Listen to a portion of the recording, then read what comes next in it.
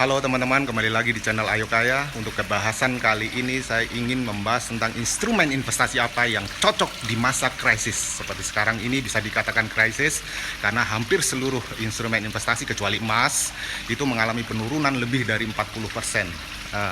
Apa yang terjadi saat ini mirip dengan krisis-krisis sebelumnya, seperti tahun 2008, krisis yang dimulai di Amerika dan di Eropa, dan juga tahun 98 di Asia. Pada saat itu seluruh instrumen investasi mengalami penurunan. Saya sering mendapatkan masukan dari para konglomerat atau nasabah-nasabah yang sangat kaya, super rich yang saya ketemui, karena kebetulan background saya adalah financial advisor, yang dimana saya banyak bertemu dengan kelompok-kelompok atau individu-individu keluarga kaya yang belajar dari pengalaman, yang umurnya sudah di atas 70 tahun, jadi banyak pengalaman. Dan beliau mengatakan bahwa pada saat krisis adalah momentum. Ini saya menunggu bertahun-tahun, menunggu seperti yang terjadi seperti saat ini. Terus saya menanyakan ke beliau, Om, apa yang harusnya mulai diakumulasi untuk saat ini?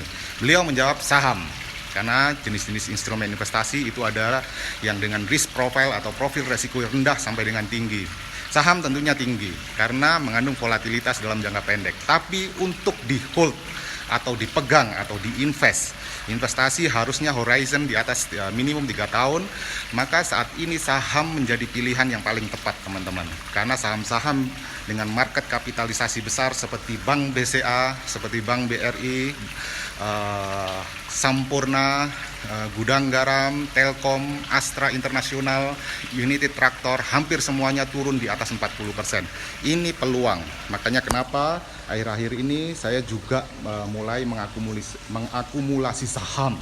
Seperti contoh hari ini Bank BRI kembali mencetak bottom dari 4 bulan terakhir mengalami penurunan. Saat ini Bank BRI dari yang tertinggi 4750 sekarang 2350, artinya sudah turun 50%. Pada saat harga sahamnya kembali menjadi 4750 ke depan, tentunya sudah menghasilkan tingkat return 100%. Yang ini sangat sulit didapatkan misalkan kita berinvestasi di jenis investasi dengan risk profile yang rendah seperti deposito atau rumah. Mungkin rumah takes time, rumah untuk naik pasti naik tapi membutuhkan waktu. Biasanya pada saat market kembali rebound atau normal, saham yang naik duluan. Karena apa yang terjadi di pasar modal itu selalu mendahului kenyataannya. Saat ini semua bank sentral memberikan stimulus fiskal maupun moneter dengan menurunkan bunga maupun memberikan stimulus moneter dalam bentuk quantitative easing atau stimulus. Nah, tentunya apa yang dilakukan saat ini itu akan berimpact dengan normalnya kembali ekonomi ke depan. Memang tantangannya adalah beberapa bulan ke depan. Tapi tentunya market atau pasar modal itu selalu dikendalikan oleh bank-bank sentral di seluruh dunia, gimana caranya ekonomi bisa bangkit kembali.